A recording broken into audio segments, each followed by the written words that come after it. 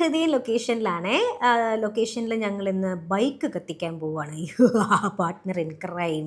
ഇതെല്ലാത്തിനും എൻ്റെ കൂടെ കൂടിക്കോളും കേട്ടോ. അപ്പോൾ അതാ പെട്രോൾ ആണെന്നും പറഞ്ഞ് ഞങ്ങളിന്ന് ഒഴിക്കാൻ പോകുന്നത് കട്ടൻ ചായയാണ് ഗൈസ്.